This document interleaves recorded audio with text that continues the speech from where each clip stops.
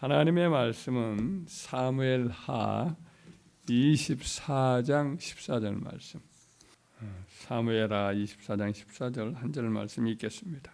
다윗이 가세에게 이르되 내가 고통 중에 있도다. 청하건대 여호와께서는 긍휼이 크시니 우리가 여호와의 손에 빠지고 내가 사람의 손에 빠지지 아니하기를 원하노라 하는지라. 아멘.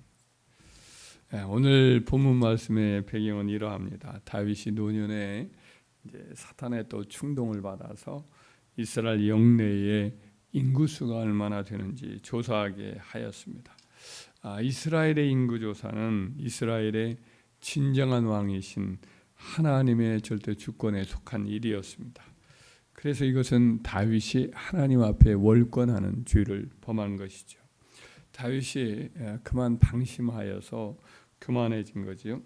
그래서 또 그 당시에 이스라엘 백성들도 죄를 범했다 이런 말씀이 또 기록되어 있는데 이것은 아마도 그들이 우상 숭배를 하거나 그런 자만심에 빠지고 백성들 전체도 그런 죄를 범했기 때문에 하나님이 그들의 불신앙, 그들의 교만함 이런 것에 대한 진노도 이렇게 있었던 그런 상황이었습니다.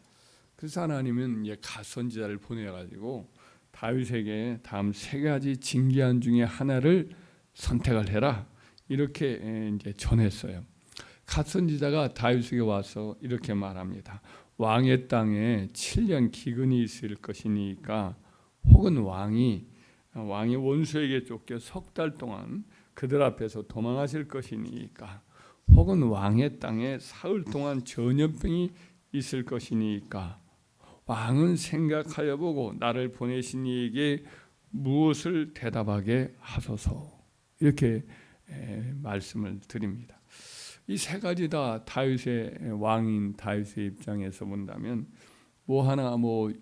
이 만만한 게 하나도 없이 다 참혹하고 힘든 고통이 아닐 수 없었습니다. 다윗이 그 말을 듣고는 굉장히 괴로운 가운데 이렇게 대답을 합니다. 내가 고통 중에 있도다. 청하건대 여호와께서는 긍휼이 크시니 우리가 여호와의 손에 빠지고 내가 사람의 손에 빠지지 아니하기를 원하노라. 이렇게 해도 고통이 크고 저렇게 해도 고통이 큰 다 무섭게 큰 하나님의 심판이지요. 하지만 다윗이 지난날 하나님께서 자기의 삶과 이스라엘 백성들 가운데 행하신 일을 생각해 볼 때 한 가지 확실한 사실을 여기서 굳게 붙잡습니다. 그것은 하나님께서 긍휼이 매우 크시다는 점이죠. 다윗은 그의 시편 103편 8절 이하에 일찍이 그의 삶 속에서 경험했던 바 하나님의 성품과 그의 행하심에 대해서 이렇게 이제 노래를 합니다. 여호와는 긍휼이 많으시고 은혜로우시고 노하기를 더디하시고 인자하심이 풍부하시도다. 자주 경책하지 아니하시며 노를 영원히 품지 아니하시리로다. 우리의 죄를 따라 우리를 처벌하지는 아니하시며 우리의 죄악을 따라 우리에게 그대로 갚지는 아니하셨으니 이는 하늘이 땅에서 높음같이 그를 경외하는 자에게 그의 인자하심이 크심이로다. 동이 서에서 모은 것 같이 우리의 죄가를 우리에게서 멀리 옮기셨으며 아버지가 자식을 긍휼히 여김같이 여호와께서는 자기를 경외하는 자를 긍휼히 여기시나니 이는 그가 우리의 체질을 아시며 우리가 단지 먼지뿐임을 기억하심이로다. 이렇게 고백을 해요.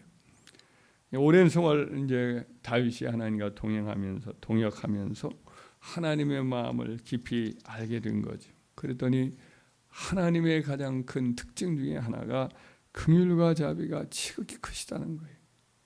이 세 가지 안 중에 어떤 것을 선택할까 생각을 해보니 자기가 이전에 사람의 손에 이렇게 놓여서 쫓겨다닌 적이 있습니다.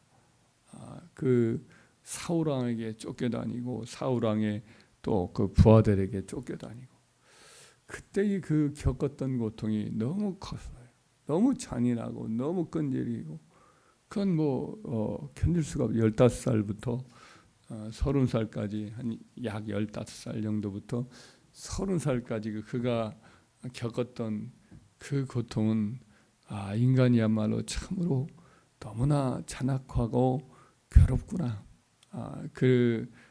또 사울 왕에게 자기를 또 이렇게 고발을 하고 또 그렇게 해서 넘기려는 자기 고향 유다 사람들 10이라고 하는 지역의 사람들, 아무리 그들에게 같은 지파 사람이고 그들 곁에서 늘 얼굴을 보고 알았던 사람인데도 불구하고 다윗을 밀고를 하고 편상금을 타먹으려고 그런 일을 한단 말이죠. 그래서 참 인간에 대한 실망감 이런 것들이 너무 컸어요. 인간에게 한번 자기 모습을 이렇게 자기의 어떤 생명을 맡긴다는 것은 그것은 지극히 위험한 것이고 어리석은 것이고 그것은 뭐 불을 보듯이 뻔한 자기 자신을 죽이는 일과 똑같은 일이다 이렇게 생각을 한 거죠. 그래서 차라리 사람의 손에 빠지는 것보다 아무리 선한 사람의 손에 빠지는 것보다는 차라리 하나님 앞에 자신을 맡기고 자기 백성들을 맡기는 것이 더 낫다 이런 생각을 하게 되는 거예요. 그래서 그는 이제 하나님 앞에 이렇게 대답을 했더니 하나님께서 3일 동안 이스라엘 전역에 전염병을 내리는 벌을 내리신 겁니다. 다윗이 이제 하나님께서 심판하시는 그 첫날인데 하나님의 진노가 얼마나 컸으면 그 하루 동안에 7만 명이 죽어요. 남자 장정만 7만 명이니까 아마 20-30만은 그냥 좋게 하루 동안에 전염병으로 죽어간 거죠. 인구조사를 통해서 다윗은 자기의 휘하의 백성들이 이렇게 숫자가 많구나. 전쟁을 하게 되면 이 많은 장병들이 자기와 함께 전쟁터에 나가겠구나. 뭐 이런 어떤 자기 통치의 역량을 자랑하려는 교만한 마음이 있었습니다. 그런데 이로 인해서 오히려 자기가 자랑하고 자기가 의지하려고 했던 백성의 수가 7만 명이나 하루 동안에 줄어드는 그런 일을 발생을 한 거죠.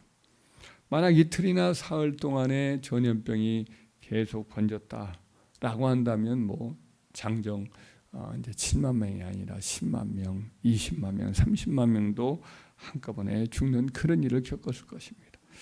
그 상황을 보니까 다윗이 너무 마음이 아파요. 마치 양들이 죽어가는 목자의 마음처럼 막 너무 괴롭고 힘들어서 하나님 앞에 회개하며 하나님 범죄한 자는 나이든 어찌하여 내 백성들을 이렇게 죄 없는 백성들을 치십니까?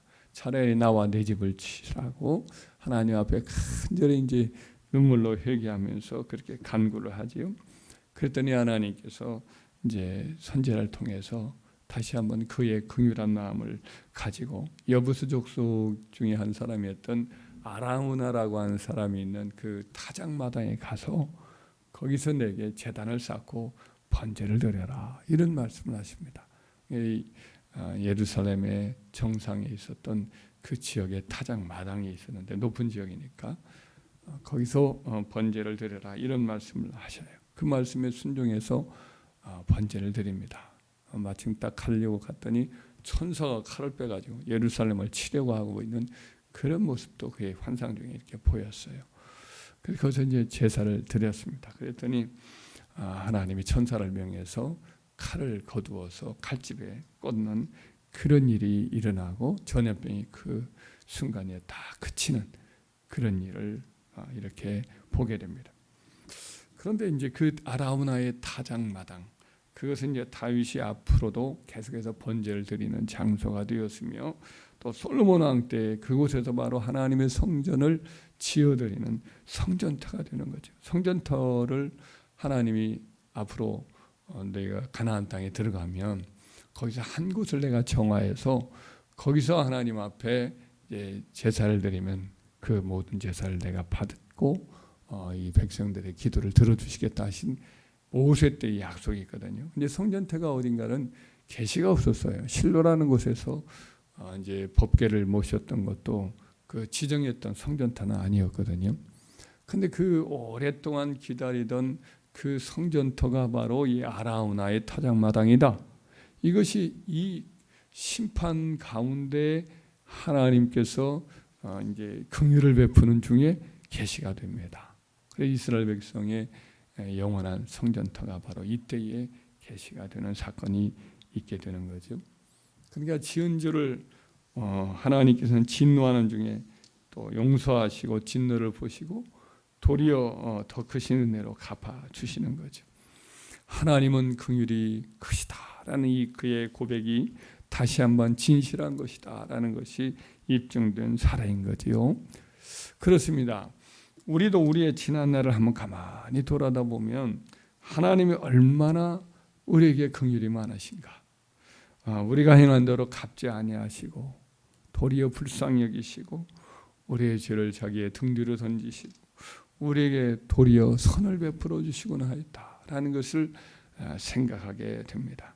시간이 지나면 그 은혜들을 우리가 이제 좀 잊어버리곤 하지만은 자세히 한번 또 과거를 생각해 봅니다. 그러면은 참 하나님의 보이지 않는 손길이 우리의 어리석은 또 선택이나 잘못을 오히려 사용해서도 긍휼을 베풀어 주시고 합력하여 선을 이루어 주시고 변함없이 우리를 돌보아 주셨고 행한 대로 갚지 아니하시고 더 오히려 좋은 것으로 갚아 주신 그 하나님이다 하는 것을 이 깨달을 수밖에 없는 그런 모습을 보게 됩니다. 그래서 우리는 우리의 현재나 미래를 다윗처럼 긍휼이 지극히 크신 하나님의 손에 맡기는 것이 가장 지혜롭다. 이걸 다시 한번 우리 마음에 깊게 새겨야 할 줄 믿습니다. 우리 어떤 창꾀나 수단과 방법을 의지하기보다는 우리를 지극히 사랑하시고 긍휼히 여기시고 또 죄를 한없이 용서하시고 대신 은혜로 갚아주시는 그 하나님께 맡기는 것이 가장 지혜롭다. 이것이 가장 좋은 길이다라는 것을 우리가 기억해야 할 줄 믿습니다.